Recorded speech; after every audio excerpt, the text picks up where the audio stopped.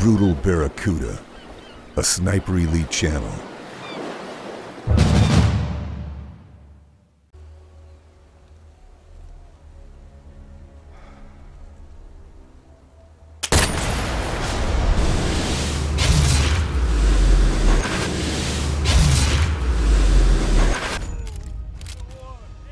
So finally, Sniper Elite VR is old enough to come out and play. We're finally able to step into the world of Sniper Elite like never before. This time though, instead of stepping into the shoes of everyone's favourite ball burster Carl Fairburn, we take on the role of an Italian partisan during World War II Italy, where we are tasked with protecting our homeland against the fascist invasion of the Nazi war machine. Basically just another excuse to shoot Nazis in their baby-making marbles.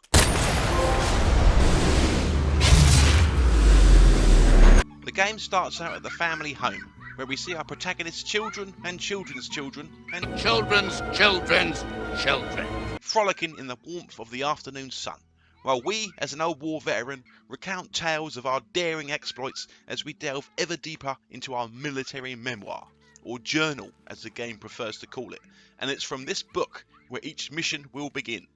Acting as our mission select screen, it's here where we will flip through the pages of oppression to access the desired mission, track our collectibles and view our objectives. It will also allow us to edit our loadout and access the shooting range once you have completed the first mission. I thought this would be a nice touch and certainly better than just selecting a mission from a generic menu. During each mission you are able to earn yourself 3 stars, with X amount of stars being required to unlock later missions, of which there are 18 in total. 19 if you include the shooting range, that will range from anywhere between 5 and 30 minutes. Stars are earned for completing certain challenges and reaching a certain score. There are 2 types of missions. Some will have us high up in a relatively small area, basically sniper nest missions, whilst all other missions will have us wandering around the relatively short levels. This is where we run into my first gripe with the game. The 3 L's. Little linear levels. The levels in Sniper Elite VR are not big. Anyone coming into this game expecting level size akin to Sniper Elite 4 or even Sniper Elite 3 will be left disappointed. When you are not playing Sniper Nest missions, the level size and linearity are much more reminiscent of Sniper Elite V2, which isn't particularly a bad thing as long as you aren't expecting huge levels the likes of Sniper Elite 4.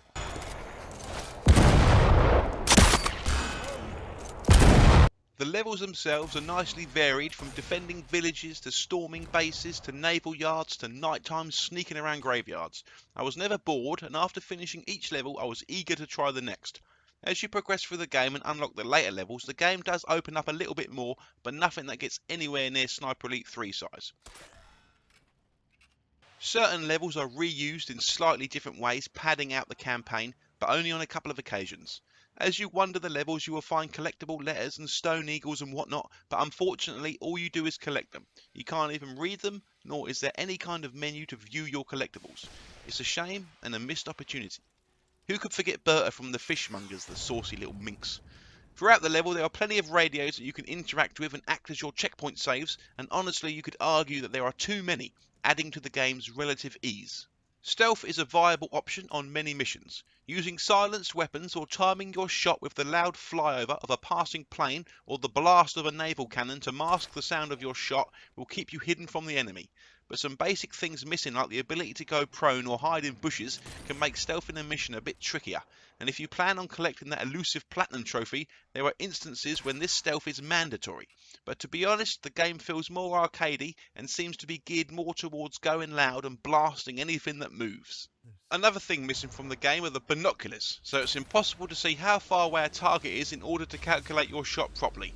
But with the relatively short shots you'll be taking in Sniper Elite VR, it's not too problematic. The ability to tag your enemies is also in the game, not that you'll ever need to use it. In fact, I finished the whole game without even realising it was in the game, and had I had known, I likely would not have used it anyway. In Sniper Elite 4 with massive maps and loads of enemies it makes sense, but with the relatively small levels and low number of enemies in Sniper Elite VR, you will likely find tagging is of limited use, but at least if you do need it, it is there. The story has us follow the exploits of an Italian resistance member, or partisan as they're more commonly known. It was written by Tony Schumacher, a published author of the John Rossett trilogy of World War II novels. This had me very excited for the story, but aside from one particular twist I felt it left much to be desired. One of the problems I think is due to the constant voiceover of the protagonist pushing the story forward. I didn't mind the voiceover, but unfortunately he would often be talking whilst I'm in the middle of a firefight, and most of what he said would go unheard because I'm far too busy concentrating on landing my well-aimed shot to their Nazi nuggets. The voiceover even continues during the slow-motion kill cams, where the voiceover volume is drastically lowered so much you can barely even hear it.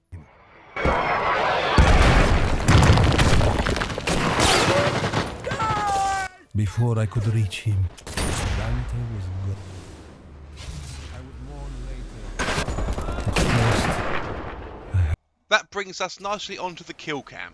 The very thing that got me hooked on this series way back in 2005 makes its return. The fact that they managed to bring them over to VR is great, because they are a staple of the Sniper Elite franchise. When looking at a normal 2D view, you could be forgiven for thinking they are just copied and pasted from another game in the series, but it isn't until you see them through the headset that you can truly appreciate them. Seeing the bullets slowly rip apart your victim whilst bone fragments fly towards you as you peer around them is glorious. As usual with Sniper Elite, you can reduce or increase how often the kill cams trigger, or turn them off entirely. The AI of the enemy soldiers is pretty average. If they hear your shots or think they see you, they will slowly work their way towards your position. Once spotted, they will open fire. If you run and hide, they will come searching for you at your last known location, which is great. But other times there will be alarms going off and they will just stand about without a care in the world. The AI isn't terrible, but at the same time, it isn't great.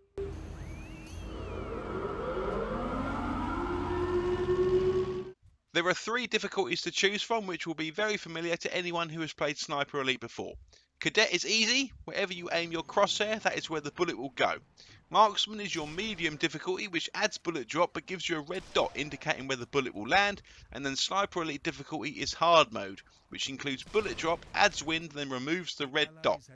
Unfortunately, on hard difficulty, the game suffers much in the same way as Sniper Elite 4 does with regards to the wind being exaggerated too much. I understand why they do it and I'm fine with it, but it's exaggerated a little too much and needs to be dialed down just a touch. The graphics in the game are nice enough and create a good atmosphere. I know VR games are never amazing when it comes to graphics, and I haven't played many VR games to compare it to, but they certainly are not terrible. One problem I do have though is if enemies are too far away, they can be very hard to spot, especially if in cover, but this is due to the PSVR headset itself, which is limited in its capability and has a tendency to give all games a slight fuzziness. Speaking of long distances in this game, long distance shots are few and far between. There are a few long shots in the game, but not a huge amount, which is bizarre as it's a sniping game. But at the same time, with the limitations of the PSVR headset and VR graphics in general, at least on PlayStation, targets that are a long distance away are pretty hard to see. Speaking of not seeing things, don't expect any cutscenes in the game because there are none. There is a nice variety of World War II weaponry in the game, with each rifle coming with a scoped and non-scoped version with plenty of secondaries and sidearms to play around with. Every time you see a new gun in the world, all you need to do is simply collect it and it will be added to your collection, allowing you to add it to your loadouts, of which there are 3 to edit and choose from. Access to your loadouts is done via the journal. Finally, a Sniper Elite game where we can snipe without a scope. But the trouble here is the iron sights aren't the most accurate of things, so sniping with any real accuracy can be tough. When using the well rod on hard, you really need to be close enough to the enemy that they can feel your breath down their neck to be sure the shot lands and you don't give away your position.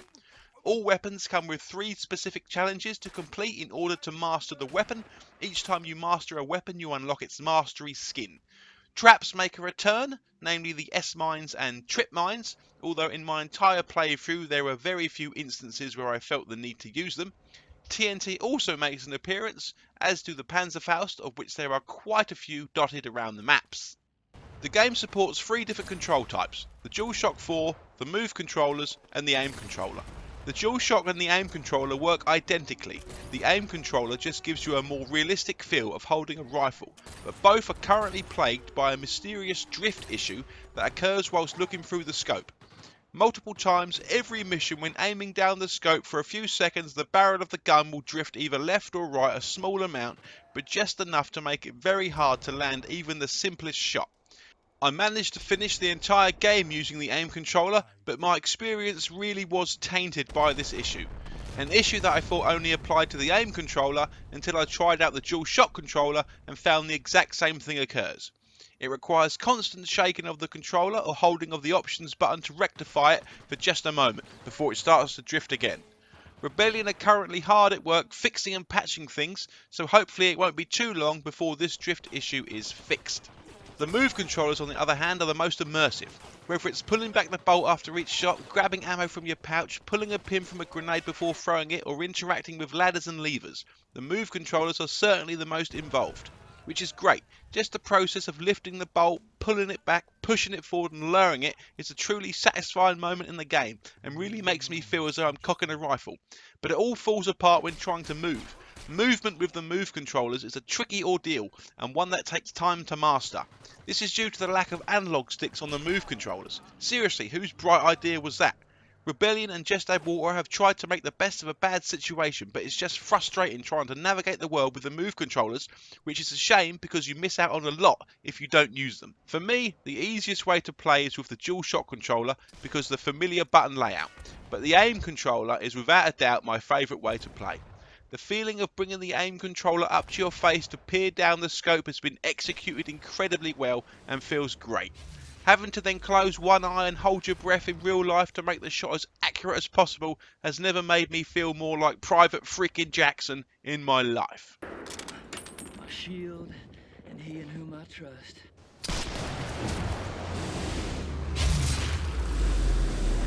There are many accessibility options in the game to help when playing, some to help with motion sickness, be it free movement or teleport movement, normal turning or snap turning, jump to target on kill cam or ride the bullet.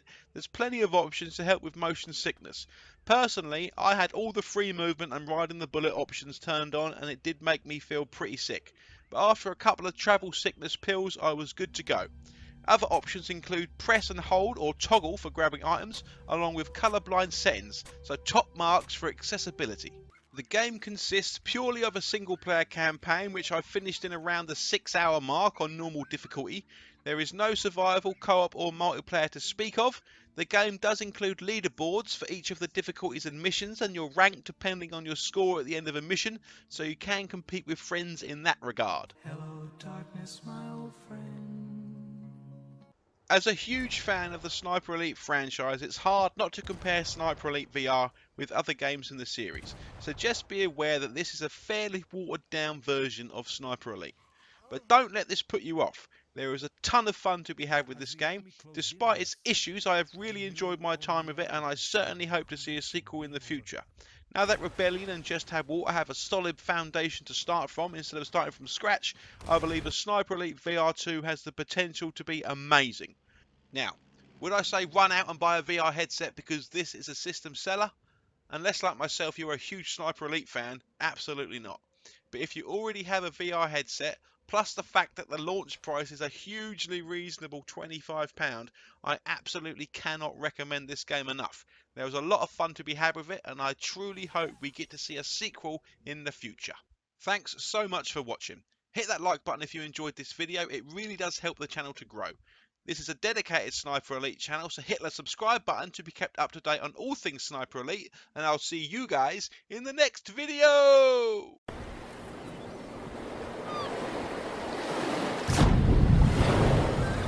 Brutal Barracuda, a Sniper Elite channel.